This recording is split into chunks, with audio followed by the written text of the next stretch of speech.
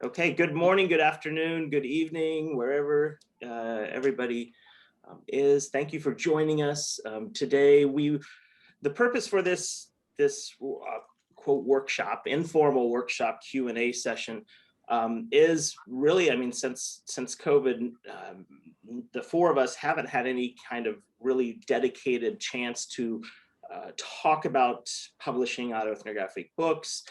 Usually these conversations, of course, happen in person in those hallways after presentations. There are often presentations about publishing.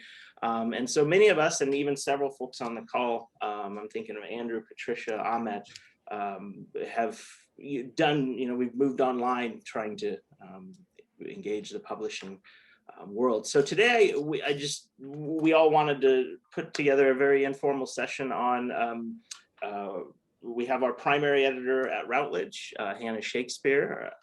Say hi, Hannah. And then we have the three of us, the series editors. And so we're going to be here about an hour-ish, and we're going to first introduce ourselves, and then we're going to each mention one or two things that we like appreciate about manuscripts, and then we're going to open it up for your questions, your comments. There are many new folks here and very seasoned folks here too to offer some questions. So this should be a fun, informal. Let's see what happens, and let's chat. So, Hannah. Okay. Hello. Hi, everybody. So this is my first time doing one of these kind of Q&A sessions on Zoom. So I'm sorry, I'm really nervous. So please, I want good questions from everybody. That would be great. So yeah, I'm the editor for methods books at Routledge. And I commission books in quantitative, mixed and qualitative methods. And the larger part of what I do is in qualitative methods. So overall, I have kind of two main functions to my role as commissioning editor generally. The first is to work with authors on their books to contract and publish them. And I also, the second part of my role is to research in the methods field very broadly and identify gaps in the field, look at possible book topics, and then find authors to write those.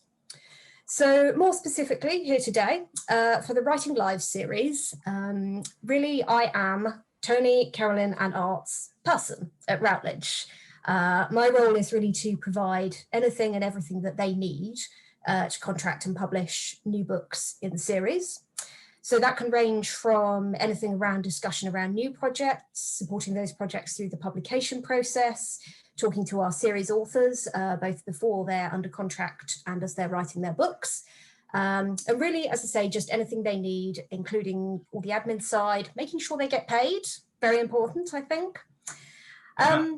So that's really a very brief overview, and we can perhaps talk a little bit more about it as questions progress. But I do want to say that really it's been a great privilege working with the Writing Live series. It's some of my favourite work to do, really rewarding. So I feel really lucky I've been able to do that. Okay. Thank you, Hannah. Carolyn. Okay, hello everyone. We're a little disheveled here, but we're here. My name is Carolyn Ellis, and I'm one of the series editors, and it is just a delight to work with Tony and Art, and Hannah has been amazing. So we have a really good team here, and Art and I started doing this kind of series. We called it Ethnographic Alternatives with Mitch Allen. And it went from, we followed Mitch wherever he went. So it went from Sage to Roman and Littlefield, and then finally to his own press, Altamira, and then writing. Well, that was part of Roman and Littlefield, and then it went to Left Coast Press, which was Mitch's press, and then from there to Routledge, that was, when did we go to Routledge? To 2015. 2014. Yeah. 2014, we started working with Hannah at Routledge. So we've published a total in all of those series. We've published almost 50 books. So we're very proud of our lists and all of our authors, who come from many different fields and perspectives and so forth, but all are very much into the autoethnographic perspective. So I thought I would talk a little bit about what we look for. There's so much to tell you. I mean, the four of us work together on everything. Usually, one of us will be the primary contact for the book, and then the other people will read and chip in and do whatever is necessary. And that seems to work out really well for us. So what do I look for? Well, it won't surprise you. I first look for a good story.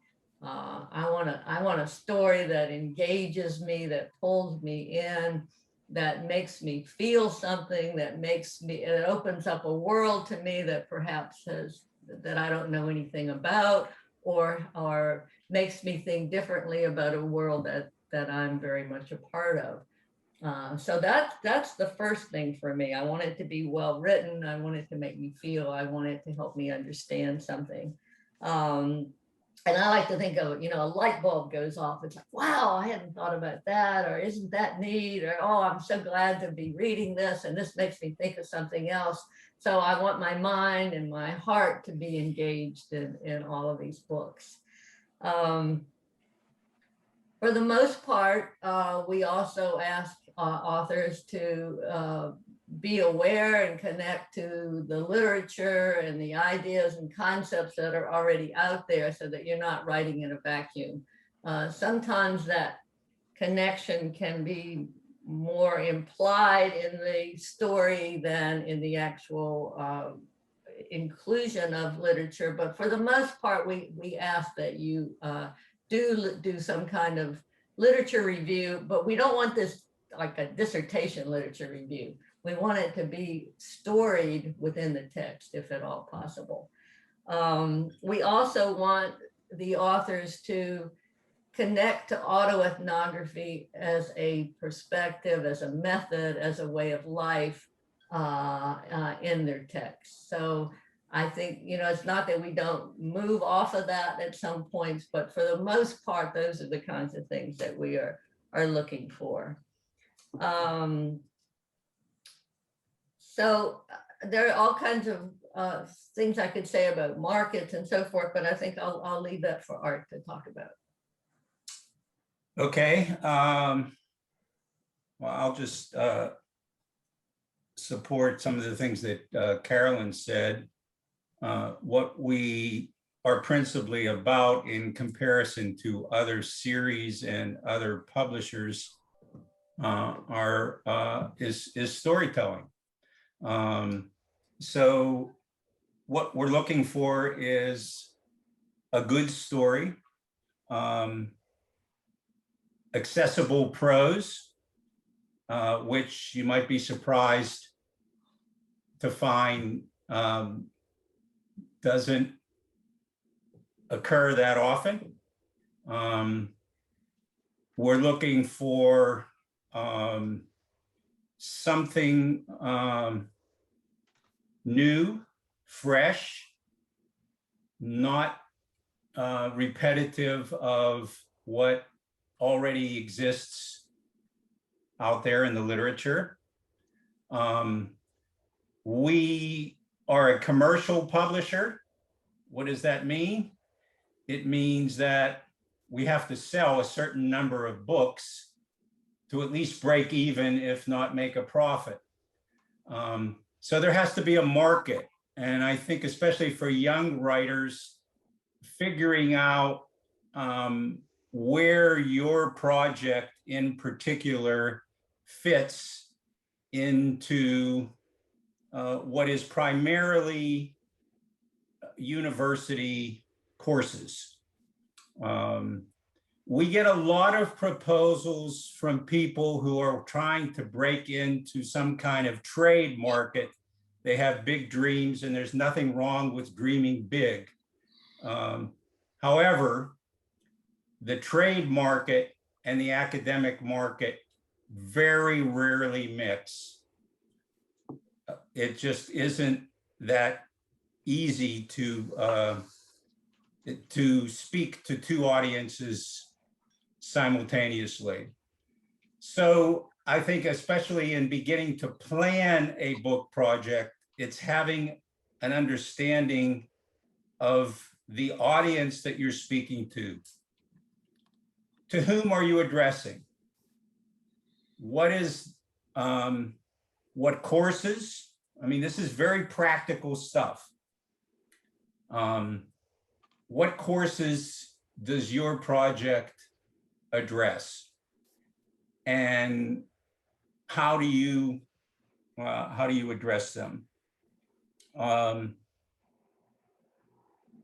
Mostly, if you look over the 45 to 50 books that we've done over a number of years, what you'll find is a good deal of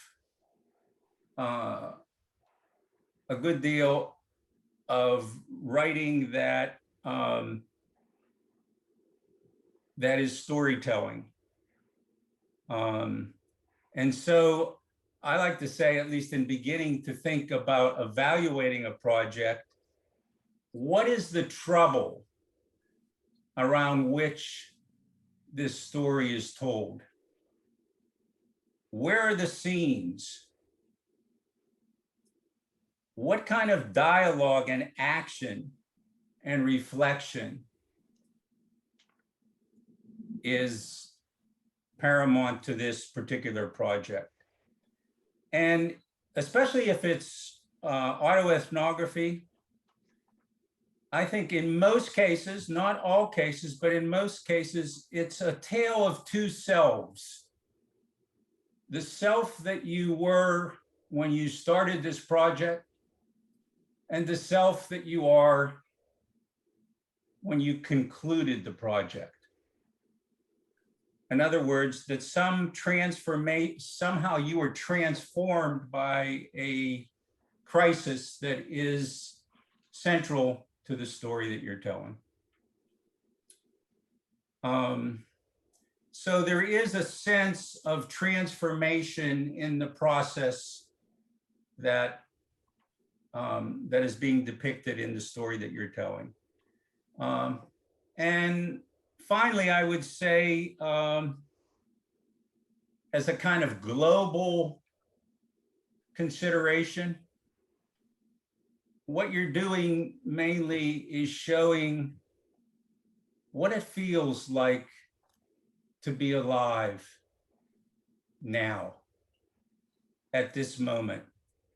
What life can mean, what life has meant through the story that you're telling, and what it can mean in the future. So by and large, every personal narrative, every autoethnography has a past, it has a present, and it has a future. Now we can go to some more practical questions about submitting proposals and that kind of thing. Okay. Yeah, so I just want to echo. I'm going to echo a few of their comments, and then toss it over to Hannah to what does she expect of manuscripts. I love the intellectually and emotionally charged manuscripts. I joined the series in 2017, I believe, and so that has been quite a fun adventure. I like the critical manuscripts, the ones that take risks. These, there are limitations on the risks. I like the sexy, dirty, push the boundaries kinds of manuscripts, but we are accountable to others too, who have, when we get into markets and course adoptions that often push back against some of these expectations. I expect also, very accessible, good reads. The text, I think the last few manuscripts have all been, I've left them saying, I can't put this down. This is just a treat to read. I wish, we'll get into some tips in a bit probably with Q&A, but I like good ethnographies, and good ethnographies are often monographs. They're often engaging. They are not structured in an intro lit review method, findings discussion kind of way. And I like good life instances of life writing too, and those coming together do that kind of work.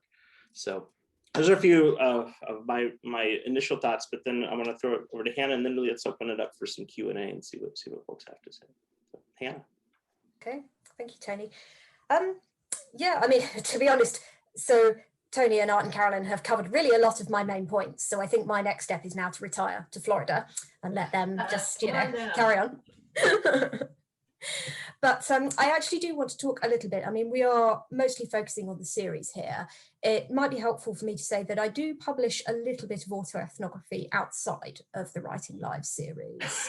I think you've probably got the impression so far that the series is very much focused around evocative and storytelling-based manuscripts. I tend to do manuscripts which focus on other approaches or other areas. Most notably, I think the critical side is what I tend to publish outside of the series. So a quick example of that, we have a great book which was edited by Fatoe Ayosafo, Stacey Holman-Jones and Anne Harris, which is on wayfinding and critical autoethnography. I've mentioned as well specific areas. I have this gigantic handbook on organizational autoethnography. Andrew Herman, thank you very much. It's a terrific book and was quite a feat in bringing it together. So those are some examples of the types of books I would publish outside of the series. Returning to the series, I think, Carolyn and Art and Tony have all highlighted this importance around market. And I guess I'm probably looking more at that side of things and the kind of procedural side of things as well. I mean, I love getting manuscripts in for Writing Lives because it's just some of the most amazing writing. But equally, I often have to lean on these three quite heavily around that side of things because I'm not trained in that area. I'm not a methodologist, so I can't necessarily tell you what makes good autoethnographic writing. So that's part of the discussions we have around it. I think in terms of the types of things I'm looking for, as well as that market side, I mean, I think that I often say to authors that publishing and Writing Lives is a little bit different in some ways from publishing in other areas, principally because the series is very, it's been going for a long time. So we tend to look for full manuscripts generally, so, or at least, manuscripts that have a really significant draft completed. Which is a little bit different from other areas. If you're writing a textbook on something, you might submit a book proposal, just a proposal document. I'll review that with you, but we look at more material for Writing Lives. I think principally because an autoethnographic book is really always going to stand or fall on the writing and those discussions we have around it. So yeah, I think that's about it on the manuscript side. Tony, back to you, I think. Awesome, thank you. So what questions folks have, comments?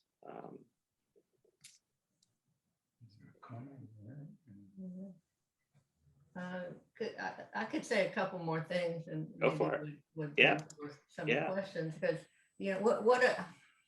how do you do this? How do you submit a proposal? What are we looking for? What, and how does that whole situation work? And many times authors will be in touch with one of us or our Hannah or one of the three of us, or sometimes all of us at the same time, and then we decide who's going to kind of take this one on as their project, and just ask questions, and that's perfectly okay. We are fine getting emails from you asking questions about possible projects and so forth, and we'll respond to that. And most likely we will, as Hannah said, advise you that we usually want much of the manuscript, if not finished. We want to see a number of chapters and so forth, along with a proposal. And Hannah can talk about where to find the proposal on the Routledge website, but there is a form for the proposal, and you follow that through, and that asks many of the questions that Hannah's been talking about and that Art talked about earlier, for you to kind of position your book along with competing works and the audience and completion date and how long and so forth. And so you would fill out that form and submit that proposal with as much of the completed manuscript as you could. And along the way, you might get back in touch with us and ask questions, and we can help guide you a little bit in that process. But eventually your manuscript then would come to one of us, and that person would review it and then hand it to the other people to review and talk about, and then it would move to Hannah, and she can talk a little bit about what would happen to the manuscript at that point. One thing we haven't mentioned yet is the difference between an edited collection and a single authored book, or well, it could be multi-authored, but a book. We get a lot of proposals to produce an edited collection on a topic, for example, the pandemic. And the proposals come in from people who have contacted a few prospective authors. In some cases, they have a few commitments from authors. Very often, they come in without any chapters, just with a proposal. I have an idea, and it's fine to have an idea, but that's not sufficient for making an editorial decision on whether to publish a book. The topic might be very engaging, very timely, have a lot of significance to it, but with few commitments and no materials really to review. About the only thing we can say is, good idea, send it back to us when you have a full-blown manuscript.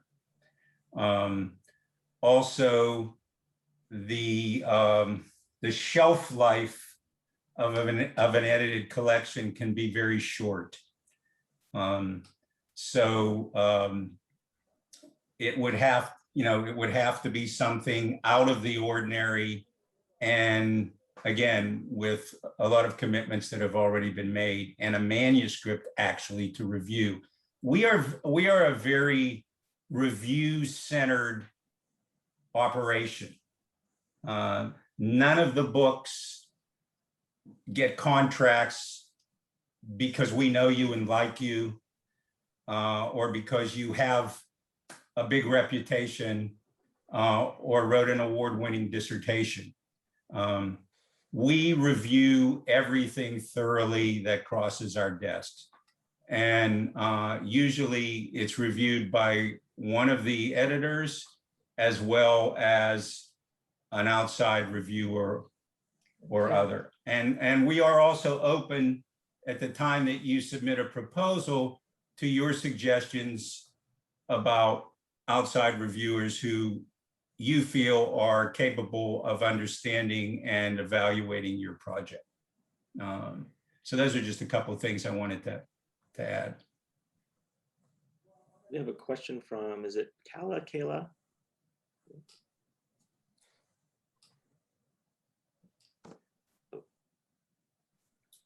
You're on mute. Yeah, there we go. Okay, now you hear me? Yes, perfect. Okay, thank you. Hello, it's Kala. Thank you for all your information about the writing lives. I'm a PhD student from Poland, and I'm wondering if that's possible to start a project or to write a book, or even this edited collection on the mobbing in academia. This is part of my research to my dissertation, and as well my own experience. And because of this call-out culture, I would like to introduce this topic. Actually, it's quite difficult in Poland to make it. And I think that there is no place for such publication. There is no courage yet. So if it would be possible to write some autoethnographic accounts, I'm also really enthusiastic now about the concept of critical vignettes from researchers. I reviewed one article about it, and also the concept of strange accounting. And probably those are methods that can be used for writing such ethnography and autoethnography. Yeah, so this is my question, if that's possible to introduce this kind of project to you and maybe get some publication from it. Thank you.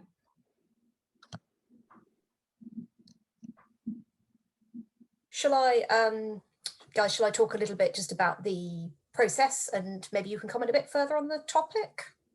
Okay, thank you, Carla. Hi, I'm Hannah. Nice to meet you. So thank you for your question. It's interesting to hear the positionality you're coming from with this. I mean, I think the series editors will comment a bit more on the topic, but it sounds like what you're asking is very feasible in terms of being able to think about putting a book together on this. I think what we could do, and we could cover this perhaps in a bit more detail in an individual conversation, but I think we'd look to advise you more about how to practically move forward with it. And a lot of that is in terms of looking at the things that we would like to see in a proposal for a book like this. So we mentioned earlier that you can look on publishers' websites, and it doesn't just have to be Routledge. It has to be said, you know, you can look at all sorts of different publishers' websites, and they will tell you what sort of information you need to start thinking about in order to start kind of fleshing this book idea out. And a lot of it, I mean, you start with the actual book idea itself, of course, the kind of general summary, what work you're looking for the book to do, particularly, you know, what do you want it to do in terms of the scholarship and the markets? Who do you want to buy the book? That kind of thing.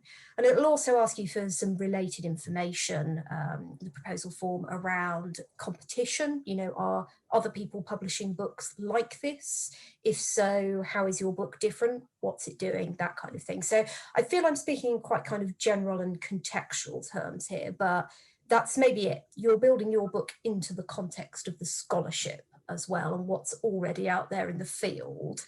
And doing that type of research, I think, probably also helps to start crystallizing the book idea for you, so you can find out what it is for you and what you want it to do. And I'll say a few things here. You talked about Carol Rambo's strange account, using that approach, which I think is a really good idea, where you can't quite tell who the characters are, or which ones are speaking, or which experience goes with which person, and that would be some protection for you. If someone in your country was upset with the kinds of things you were saying. And I always say, we have to live in the world after we write a book. We have to live in the same world. And so we always have to be aware of, how we present ourselves and what we say, and what possible complications might arise as a result. And I don't usually want to let those stop us from writing whatever it is we want to write, but just to be aware of them and to try to figure out the ways that might protect you and the other people in your stories, which is probably more important than protecting yourself, but protecting all those people that you would also be writing about. So that would be kind of on you to protect yourself in that arena, but we would be very open to the kind of work that you're talking about. And it sounds, that's a good moment of, we actually, we all like to throw out there, a dissertation isn't a book. The dissertation is written for your committee, very small audience. And so that's also going to be a part of this if this is part of your dissertation, is making that transition. And I often encourage, choose 5 of your favorite books and see, what do those authors do? Why do you like them? And take those techniques and shuffle them in and try to recraft your work. But we will get, just dissertations. Those aren't books. We have 3 questions, Alek, Patricia, and Andreea. So Alek, you're up. Thank you very much. Hello, I'm from in the two windows, let's say, because I have problems with internet. Can you hear me? Yes. Can? Great. So very nice coincidence, because we are working for a few weeks with colleagues from University of Szczecin and Rzeszów. It is Poland, about conception of autoethnography book. Idea is to write letters about this pandemic times from university teachers' point of view and students' point of view. This two perspectives, let's say.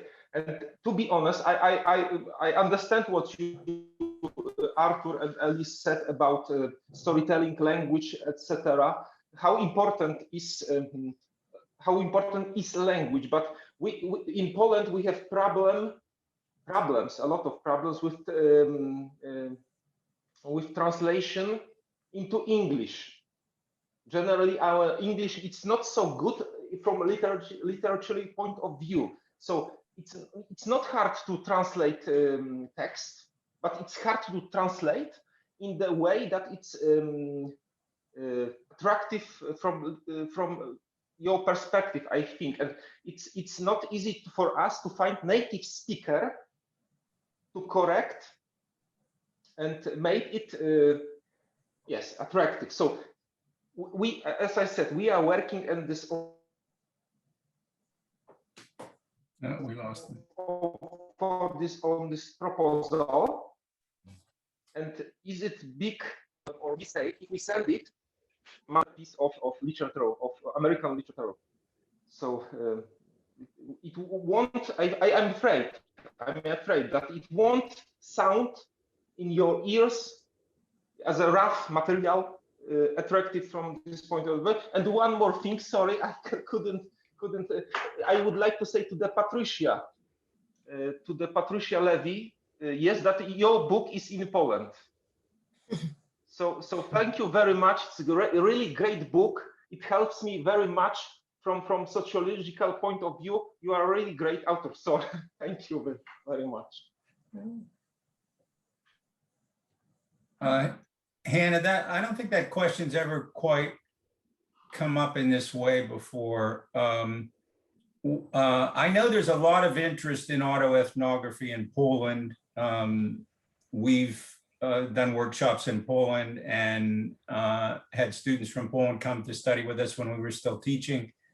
Would it ever be the case that Routledge would publish a book, say exclusively in Polish, to be marketed in Poland, much like we published the Indigenous Therapy book a couple of years ago that was going to be, even though it was in English, it was primarily for a New Zealand audience and population. Do you have any thoughts on that?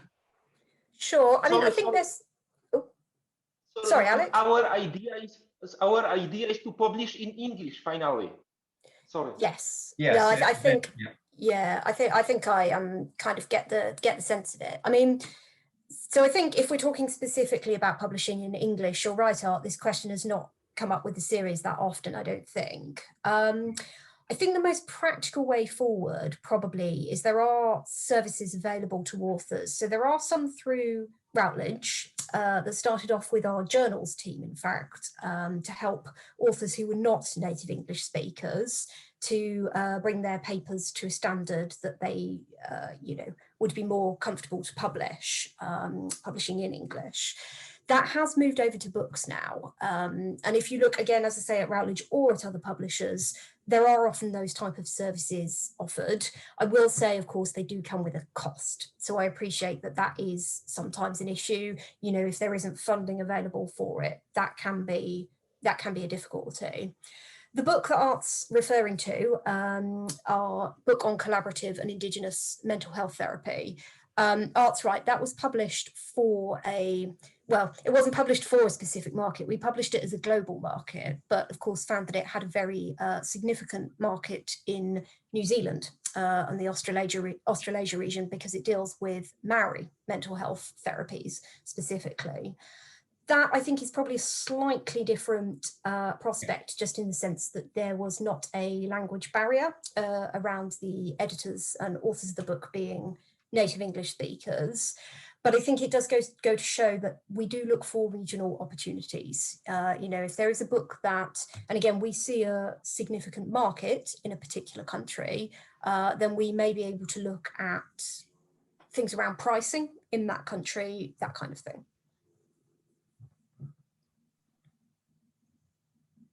Great, thank you. So Patricia, and then Andreea, and then Wendy. Hey everyone, Alek, you made my day. You're very kind. Thank you. And this was not going to be my comment, but since you're all talking about this possible book coming from Poland, just one other thought to throw out there is sometimes if you can get one of your local publishers interested in doing a foreign translation, you can use that to help get an American publisher to publish your book. So for example, and I've actually done this myself, and in your case with your topic, it could work. If you can find a Polish publisher who would be interested in publishing it in Polish, you can take that to an American publisher with your proposal and say, I already have a foreign translation possibility. You can do that in reverse too, but since you want to publish with in English language, I would do it in that order. So it's just something to think about. But what my original comment was going to be is that I think that a lot of new authors in particular, but all authors really, are so eager to get their work published and to get a book contract. And so that's a lot of what this discussion is focused on. But I wanted to raise a couple of points that possibly Hannah could speak about, or anybody on the panel could speak about. And that's what happens when you do get a book contract. Because in my experience, a lot of people do not understand their book contracts, do not understand major terms in their book contracts, and end up sometimes unhappy. And I just want to raise like 3 quick things that maybe Hannah can speak to, all of which have come up in the last 2 weeks in my life. So they're very much on my mind. And the first issue is whether or not the publisher is going to ask you to transfer copyright, which a lot of authors, especially new authors, don't understand what that means. And when it's autoethnography and it's very personal, I have an author who I published an autoethnography of his about 7-8 years ago. And he ended up very unhappy with the publisher for a range of reasons, is now fighting with the publisher, but didn't understand what it meant when he gave up copyright. And that's what's come out in about 30 emails over the past 2 weeks, is that he just didn't understand that. Another issue is non-competes. So most book contracts will have some sort of non-compete term about preventing you from publishing similar things that could interfere with the selling of that book. But the language surrounding a non-compete can be very broad or it can be very narrow. And a lot of authors don't understand what they're signing. And so they're so excited to get a book contract. I'm dealing with another author right now who, I'm not going to use names, but you would all know her. She is well-established qualitative researcher, wants to do a book for a series I'm editing with Guilford. And she can't, because she did a book with Sage that would compete. We asked to see her Sage contract, which is from like 12, 13 years ago, and clear as day, there is a non-compete that completely prevents her from doing this. She didn't understand that. She's stunned. Like, she had no idea she would not be able to write another book on this topic because of the way her non-compete was worded. And then the final thing about contracts is, I just want to make sure everybody understands that their book contract is ultimately with the publisher. So it's not with your series editor, who you may love and adore, and it's not even with your acquisitions editor. And I just think it's important because I've learned some people don't understand that. I had an author very upset about 2 weeks ago because he felt his relationship was with me as series editor. And I totally get that. I mean, I understand people want to work with Art and Carolyn and Tony. I mean, I would want to work with them, and Hannah has an amazing reputation. I'm sure people want to work with her. But as I had to explain to this author, his legal relationship is not with me, and it's not even with my acquisitions editor. His legal relationship is with the publisher. So in this series, for example, when you sign a contract, the legal relationship is not with Carolyn and Art or Tony or even Hannah. It's with Routledge, it's with Taylor and Francis. And I just think that a lot of authors, especially new authors, just don't understand any of that. And they sort of get the contract, they're so excited, they read it, they look at the royalties and they sign it. And so I just thought, maybe Hannah, you could speak to that stuff a little bit. Sure. Yeah, thank you, Patricia. I mean, it's very useful to have the benefit of your experience here. You've been through this a lot with many books. So, it's really helpful to have that insight. So there's some general stuff to say about all those 3 points, I think. And it is true. I mean, I think Patricia's right to raise that you get this contract, and actually it's a contract. It's one of those documents that you look at and think, oh no, because there's a lot of words. There's a lot of words on a book contract. So I think that Patricia is right that so I do know that some people don't necessarily read their contract. Never do that. Always read your contract very, very thoroughly. And I think there are avenues as well that you can probably take if you need advice on contracts, which is not necessarily through legal counsel, because obviously there are fees involved there.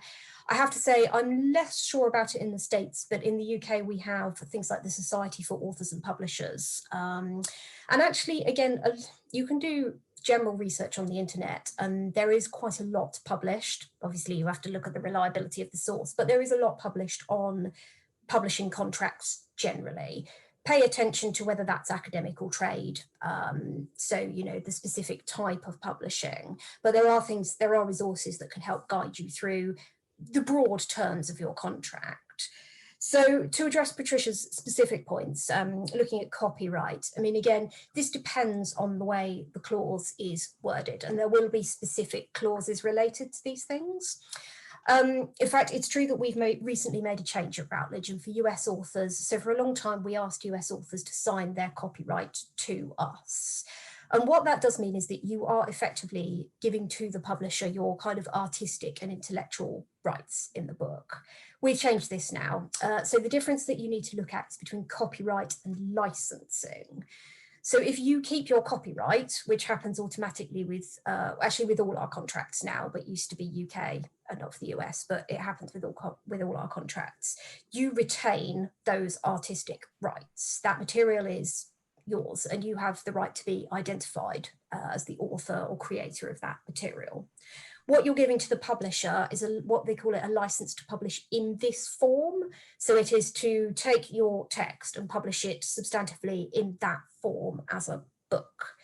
Some of the complications to look out for, I think, are, I mean, this is more in a textbook market, I would say, but looking at how the publisher is then intending to use your content, how it's going to put it out there. I mean, perhaps an example I think that is more easily understood is paper chapter downloads, which you see from a lot of big presses these days. I mean, again, I would say that it applies more to textbook publishers who maybe assign, where instructors are assigning particular chapters for classes. But, basically have a look, see if you think that those different types of uses of your text, your content, if it's broken up, does that fall under the publisher's license, what you're granting the publisher to do with your book, basically. The non-compete clause, again, it's an interesting one. We have a fairly specific definition of non-compete at Routledge, which is a very similar book on a very similar subject for a very similar audience. So it would be, are you wanting to publish something with another press that would substantially compete with your book with Routledge in that market for that level of student or for researchers, for example. But again, I think a lot of it depends on the way the clause is worded. Patricia raises a good point about time as well. Has it been 10, 13 years since you wrote your previous book? What does that mean in terms of the non-compete clause? And those are negotiations you probably have to have with your publisher at that time. And contract relationships. I mean, I think the general point here is that it's true, publishing is a business, and the relationship is indeed undertaken with the publisher. So I think you're then looking at the contract as a whole, what you're getting out of that relationship. And I think that kind of goes back to advice you can get around contracts, making sure that you've understood what you're committing yourself to. Okay, thank you, Patricia. Thank you, Hannah, too. Thank you both. Andreea, is that right? Hello, yes, it's Andreea. Can you hear me okay? Mm-hmm. Okay, great. Well, it's really good to be here. I'm a qualitative researcher. I am interested in publishing an autoethnography, but I had some questions around, is it common to publish in the Writing Live series, both an autoethnography and combined with semi-structured interviews? So essentially my lived experience situated in my participants' narratives. So just to give you a little bit about the topic, it's exiting from a fundamentalist religion and exiting from a family system, and then its impact on well-being. And so I would use my lived experience, my life story, and situate it. So that's the autoethnographic component. And I would situate it in my participants' narratives. And I did semi-structured interviews. So I'm wondering if that's something that is appealing to that series.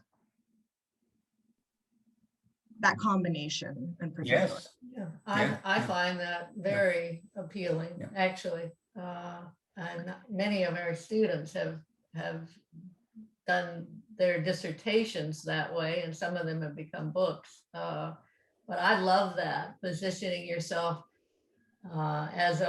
perhaps as the researcher, but also as one of the participants who has had the experience that you're writing about. That really brings in the ethnographic part of it as well. So I would say very much that's something we would be interested in our series. Okay, great. And and there are a few books to, even in this series, you have Sophie Tomas's book about spousal abuse, and then you have Blake Paxton does this with his book on grief, and Tasha Dunn does this with her book about class, and Timothy Lensmeyer does this when he talks about white folks and race in the U.S. Okay. Right. And then I have published some, so this kind of goes back to what we were talking about earlier, but I have published some articles in journals around this topic area. And I'm wondering, is that, I should just go back and look at what I signed as well, but, or what I agreed to, but is that a common thing? If I use some of the material from my published articles for the book, how does that work? As long as you have permission, reprint permission from the publisher, which is ordinarily given almost without doubt. Yeah, I think That if would you're be no problem. sorry, I was going to say, if you're reusing article material in your own work, it's usually not a problem. It's when you are reusing material either from somebody else, or you're using material in somebody else's work. So if, for example, you're writing a chapter in a book that's edited by somebody else, that doesn't necessarily count as your own work. Right. But for a single author book, it should be fine. Yeah. Okay, cool. Though be careful about the extent of, I'm much more worried about this kind of stuff. If you have a book with 6 chapters, if all 6 of those chapters have been published elsewhere, what's your market? What is that balance is important. So maybe 1 or 2 of your articles, sure, can show up in your monograph, but we don't have any books that where everything's been already published. Again, because what's that market, which is a question we have to ask. Yeah. Okay, that's great. Thank you. And my last question for now is, you had mentioned that you want a full manuscript typically, but that you would, and correct me if I'm wrong, that you'd be willing to bounce some ideas and see a book proposal first and kind of maybe give like a bit of a green light before seeing the full manuscript. Is that right? Did I interpret that right? Yes, I think that's right. But the question becomes, and I've written a number of emails to prospective authors about this over the years. At a certain point, we have to make a decision about your project. Right. And we do get a good number of submissions, and we don't have a load of people reading every single submission. So the question becomes, at what point are you ready for us to make a decision? And how many times are you going to send it to us before we make that decision? So quite often it's, there's a preliminary proposal with some quick feedback, and then there's an extensive proposal on the basis of which we will make a decision on the project. Okay, but it's a little bit too much to expect a publisher to keep reading rough drafts, third drafts, eighth drafts, and not make a decision. At some point, there has to be a decision made.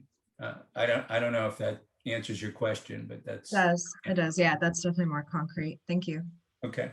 Andrea, some of that conversation might actually take place with me, in the sense that working up new book proposals with authors is, as I say, really, that's what I'm for. That's a lot of my role.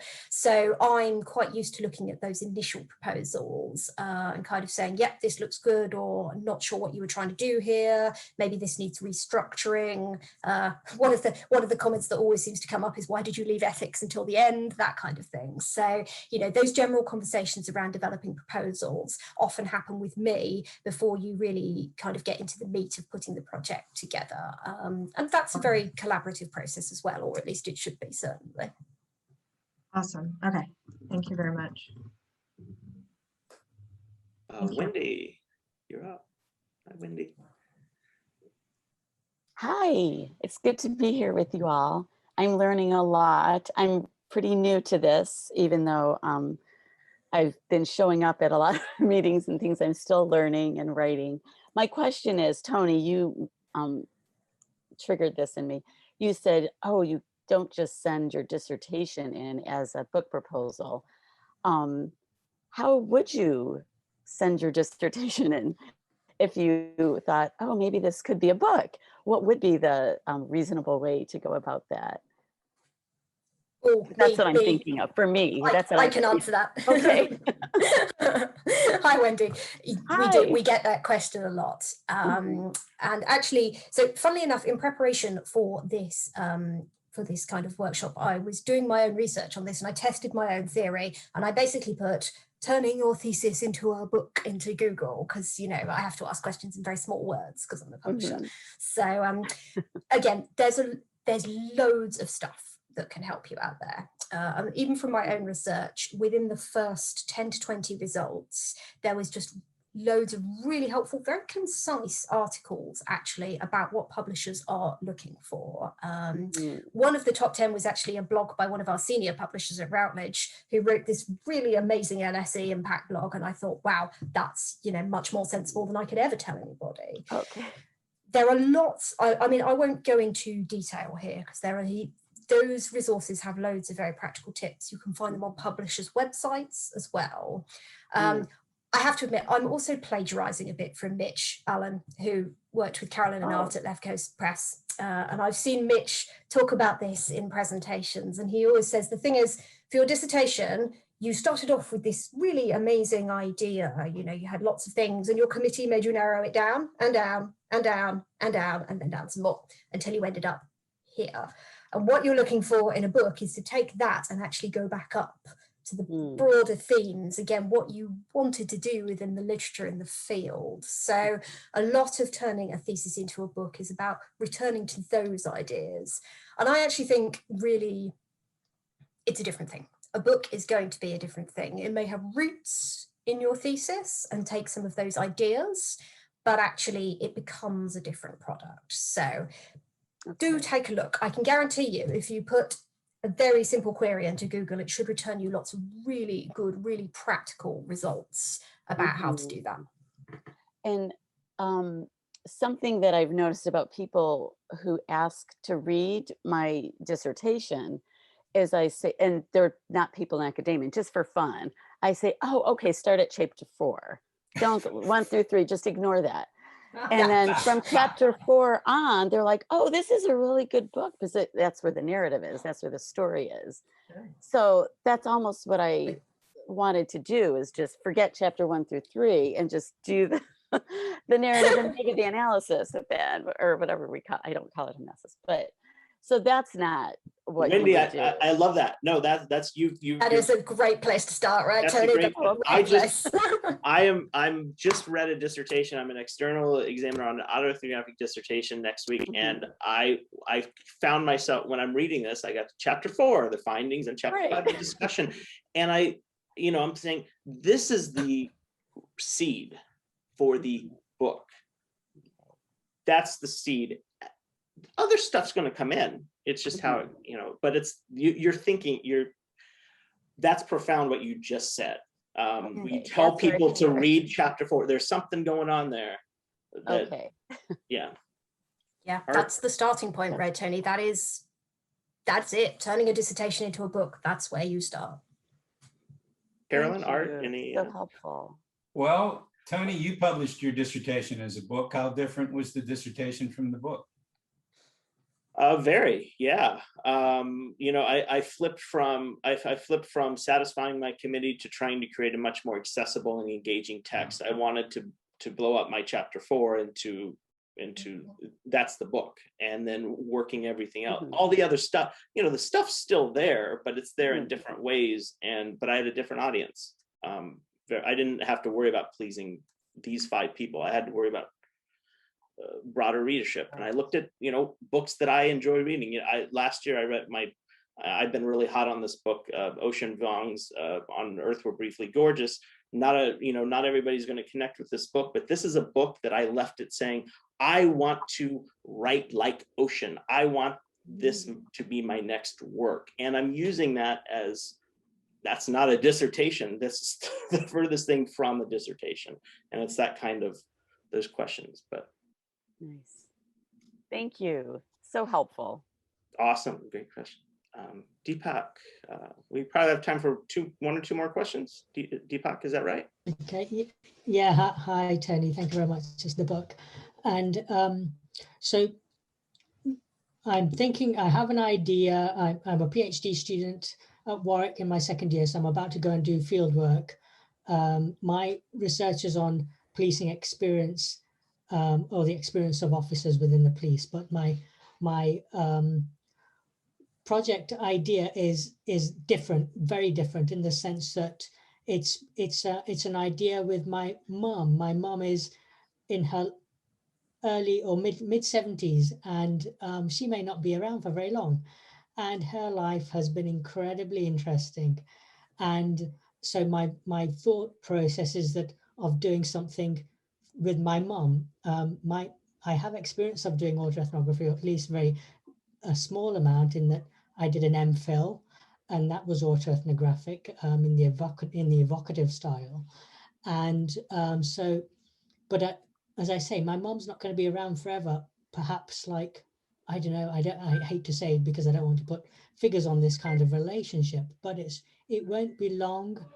And so, first question is, what are the implications of doing such a study with someone so close and dear? I imagine there are some ethical implications. Where do I look?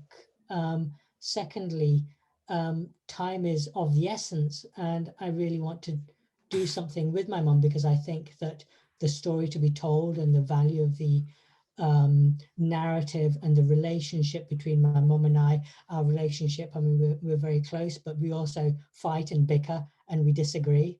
And I think that's part of the fun that could be had with such a relationship in an autoethnographic context. But how would I, is there a formula that you talk about proposals? Sorry, my brain is ADHD, so I have several things and I'm trying to tame them in my head.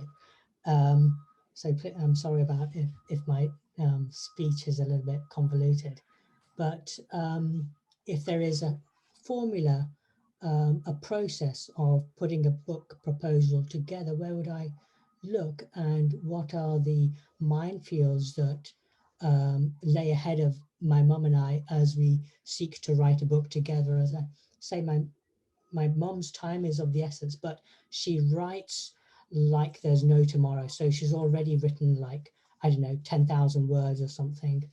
And she's just always writing every day. So yeah, I'll shut up now.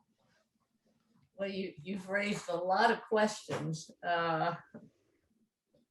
First, I would say, there is a lot written about the ethics of doing personal narrative autoethnography. And so I would probably start quickly with trying to read what other people have written so that you have the advantage of knowing what other people have gone through, what the ethical issues have been, what the problematic points have been, and so forth.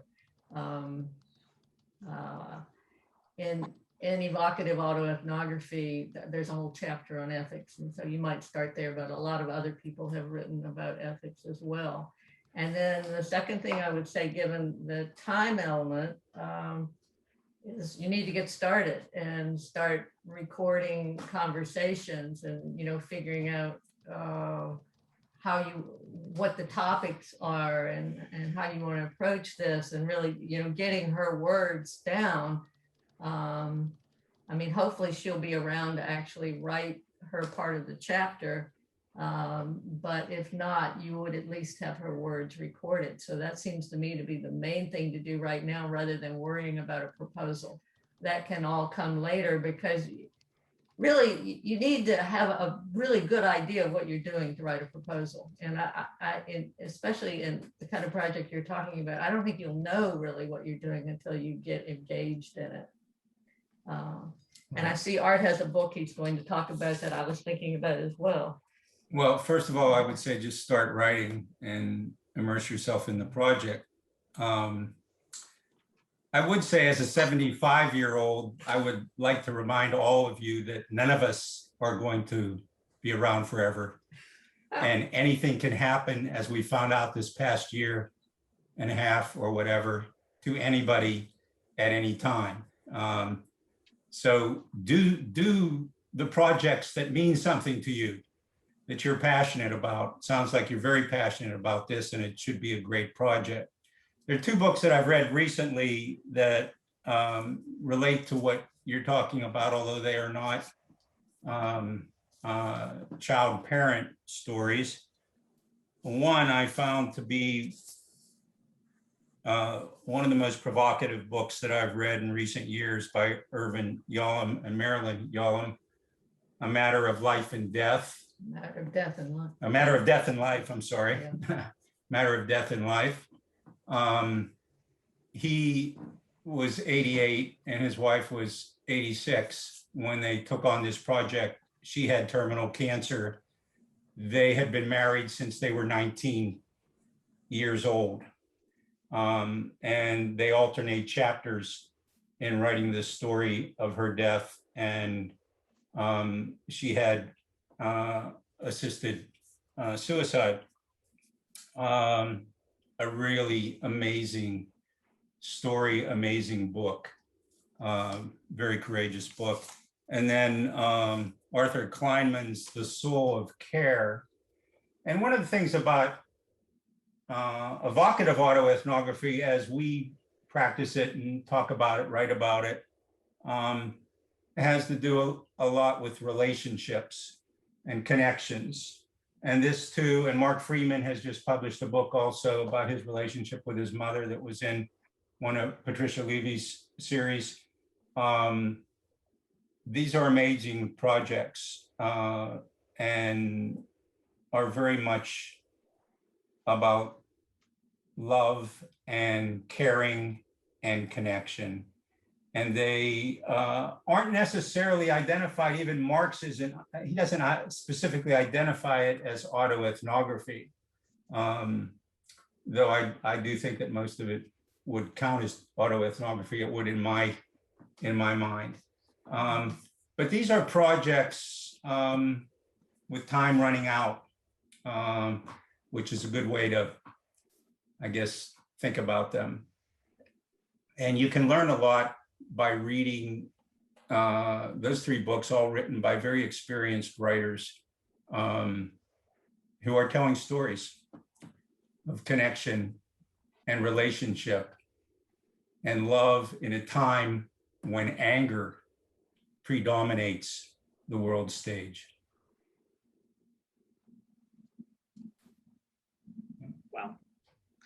Okay. Well, we're at, wow, that was really big. Yeah. Thank you. Any quick final questions, or we're at time? Any last comments, questions?